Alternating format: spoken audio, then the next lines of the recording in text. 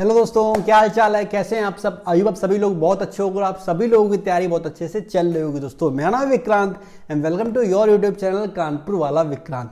तो SSC CGL के exam में सिर्फ 25 दिन का टाइम बाकी है। 1 दिसंबर से एग्जाम होना है। आखिरी टाइम में सभी कोशिश करते हैं कि वो ज्यादा से ज्यादा मेहनत करें और ज्यादा से ज्यादा स्कोर लेके आए, क्योंकि जितना ज्यादा आपका सब्जेक्ट वाइज स्कोर होगा उसी हिसाब से आपका टोटल स्कोर आएगा। और इस बार तो प्री क्वालिफाइंग है, तो सभी चाहते हैं कि उनका स्कोर आगे बढ़ जाए और वो पास कर ले प्री को। आज हम लोग बात करने वाले हैं मैथ्स की। अगर आपका स्कोर मैथ्स में 20-25 नंबर के आसपास आ रहा है तो आखिरी के 25 दिन में आप ऐसा क्या कर लो जिससे आपका स्कोर 40-45 आने लगे। देखो, हम एक बात क्लियर करते हैं, अगर आपका स्कोर 10-15 नंबर आ रहा है तो वहां से बढ़ना उतना पॉसिबल नहीं है। लेकिन अगर 20 से 25 नंबर आ रहा है, इसका मतलब आपके बेसिक ठीक ठाक है, आपको प्रैक्टिस की जरूरत है।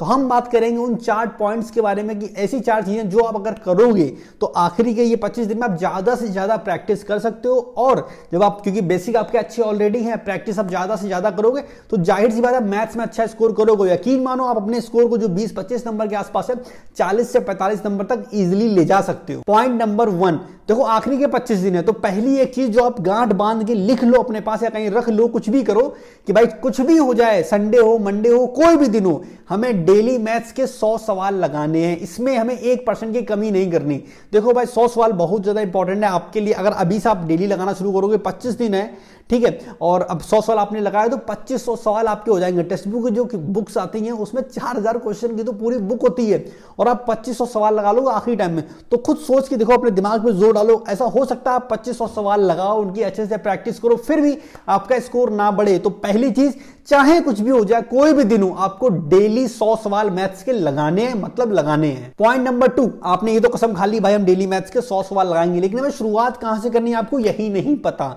तो भाई देखो, ऐसा नहीं है कि 100 सवाल लगाने तो कुछ भी पढ़ने लगे, कोई भी चैप्टर उठाया लगाना सॉल्व कर दिया। सबसे पहले आपको यह पता होना चाहिए कि आपका कौन सा चैप्टर स्ट्रांग है, कौन सा चैप्टर वीक है। आपको स्टार्ट करना है वीक चैप्टर से, जो चैप्टर आपके वीक हो। जैसे अगर हम पर्सनली अपनी बात करें तो हम ज्योमेट्री के क्वेश्चन अगर देखें तो हमें लगे अरे यार इसे हम स्किप करते हैं, बाद में करेंगे, स्किप कर रहे हैं, बाद में करेंगे और टाइम लग रहा है, इसका मतलब वो चैप्टर मेरा वीक है। तो हमें ज्योमेट्री पे ज्यादा मेहनत करने की जरूरत है।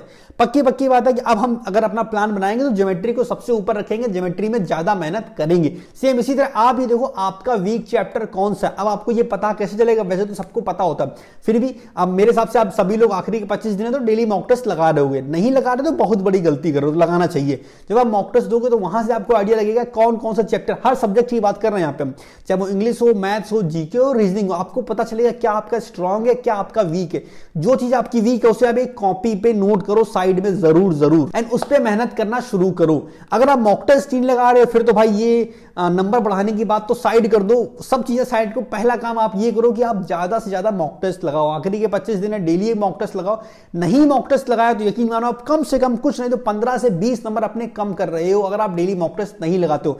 आखिरी टाइम है, ज्यादा से ज्यादा प्रैक्टिस कर लो, उतना आपके लिए अच्छा है। हम दोबारा तैयारी कर रहे हैं, हम खुद डेली इस समय डेली एक मॉक टेस्ट लगाते हैं, क्योंकि हमें दिखाई पड़ रहा कि भाई हमने बीच में काफी एक बड़ा गैप दिया, हमें भी प्रैक्टिस करने की जरूरत है। अच्छा एक बात और, कुछ लोग बोल रहे भैया टेक्स्ट बुक करने वाले जो मॉक टेस्ट है उसमें आपका स्कोर नहीं आ रहा। तो भाई स्कोर उसमें इसलिए नहीं आ रहा क्योंकि जो नए वाले मॉक टेस्ट हैं उनका लेवल थोड़ा सा ज्यादा, थोड़े से वो टफ है, इसलिए आपका स्कोर कम आ रहा है। तो टेंशन वाली बात नहीं है। बाकी टफ हो, आसान हो, मीडियम हो, कैसा भी लेवल हो मॉक टेस्ट का आपको देने ही देने, आपको हर सिचुएशन के लिए तैयार रहना है। तो अगर आप ये गलती कर रहे थे कि आप डेली मॉक टेस्ट नहीं दे रहे तो आज से देना शुरू कर दो। मॉक टेस्ट आपके पास नहीं है तो आप लोग टेक्स्ट बुक के मॉक टेस्ट परचेस कर सकते हो। प्रेजेंट टाइम में अगर इनके मॉक टेस्ट की बात करें तो 1 साल का इनका जो पास आता है वो मिलता है 300 रुपए का। उसमें अगर आप मेरा कूपन कोड KV10 यूज करोगे तो आपको 10% का डिस्काउंट मिलेगा और वो पास पड़ेगा आपको 270 रुपए का।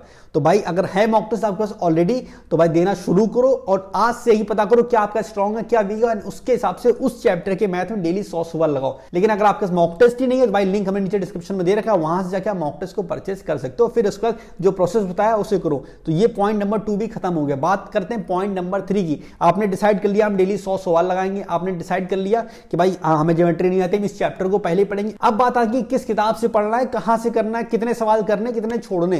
तो देखो एक बात बता दें, किताब को साइड को, जो किताब आपके पास हो उससे पढ़ो। कोशिश करो एसएससी सीजीएल 2018 से लेकर 2021 के बीच में जो पेपर पेपर आए जो टीसीएस ने करवाए, ये सारे सवाल आप कर लो। अगर ये सवाल आप कर लोगे ना तो उसमें हर टाइप का आपको लेवल मिल जाएगा, हर टाइप के आपका सवाल मिल जाएंगे और आपका बहुत बेहतरीन रिवीजन हो जाएगा।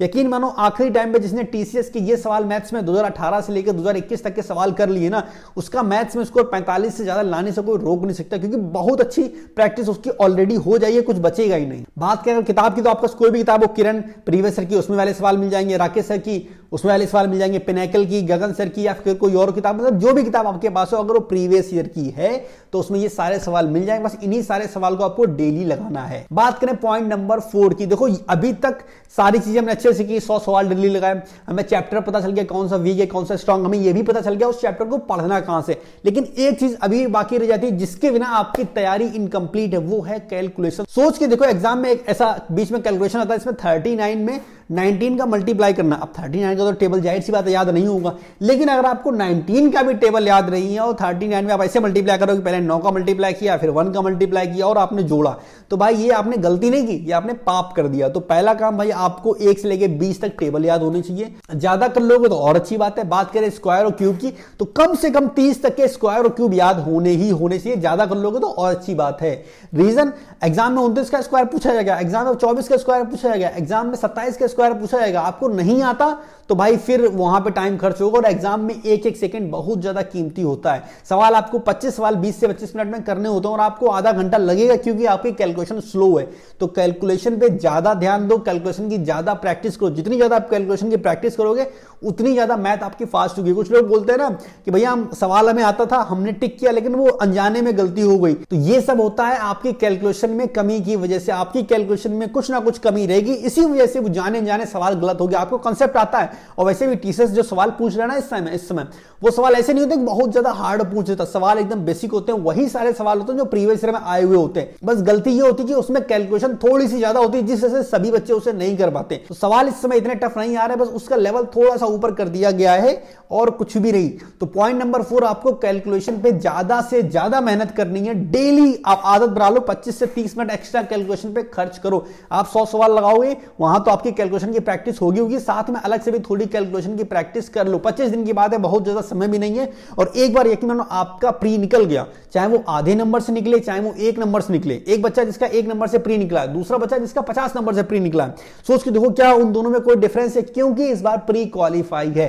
तो जैसे तैसे आपने प्री पास कर लिया, बात बस फिर बोलोगे आपकी मेंस में तो बाहर हो जाओगे। क्यों बाहर होगे भाई? 3 महीने का टाइम मिलेगा, 3 महीने में अच्छी खासी तैयारी हो जाएगी। और 3 महीने में एक बच्चा जो प्री धक्का मार के पास हुआ, गलती से पास हुआ, वो उस 3 महीने में इतनी ज्यादा मेहनत कर सकता है कि वो मेंस निकाले और एक नौकरी ले। तो ये तो वो 4 पॉइंट हो गए कि ये चीजें आपको आखिरी टाइम पे करनी है। कुछ बातें ऐसी भी जो आपको नहीं करनी होती आखिरी के 25 दिन में, जैसे कुछ बातें उनमें से बता देते हैं।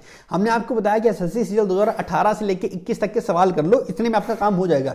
लेकिन कुछ लोग फौलादी बनेंगे, बोलेंगे हम तो टफ सवाल भी करेंगे, हमें टफ सवाल भी करने हैं। तो अगर आप टफ के पीछे आखिरी में भागोगे ना, तो भाई अगर आपका स्कोर ऑलरेडी 45 नंबर आ रहा है मैथ में, फिर तो टफ करो, जितना कैट जैट मैट जितनी किताबें हो सब लगा डालो, कोई दिक्कत नहीं, क्योंकि सिलेबस आपका ऑलरेडी कंप्लीट है, नंबर आपके ऑलरेडी अच्छे आ रहे हैं। 1-2 सवाल शायद टेढ़ा मेढ़ा कहीं आ जाए, उसके लिए आप तैयारी कर रहे हो, वो तो ठीक है। लेकिन आपका स्कोर आ रहा है 20 नंबर, आपका स्कोर आ रहा है 25 नंबर, और आप लगे पड़े हो कि हम एट जैट कैट मैट ये सारे सवाल लगा डाले और टफ टफ के पीछे भाग। ध्यान रहे एग्जाम में 60% सवाल वो आते हैं जो बहुत आसान होते हैं, आखिरी के जो 10% हो सिर्फ टफ वही आते हैं, 20 से 30% थोड़े से मीडियम टाइप के सवाल होते हैं और कुछ भी नहीं। तो कोशिश करो पहले वो 60% कवर करो, फिर 30% के पीछे जाओ, और आखिरी में जब आपका स्कोर 45 नंबर आने लगे फिर उन सवालों की तरफ जाओ जो मतलब टेढ़े मेढ़े आंगड़ू बांगड़ू फर्जी सवाल हो।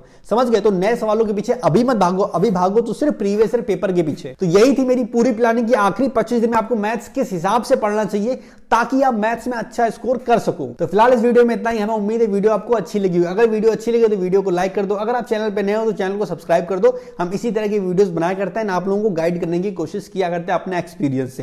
फिलहाल इस वीडियो में इतना ही, हम मिलेंगे नेक्स्ट वीडियो में, तब तक टेक केयर, बाय बाय, मजा करो, ऐश करो, खुश रहो, खुश रखो, बाय।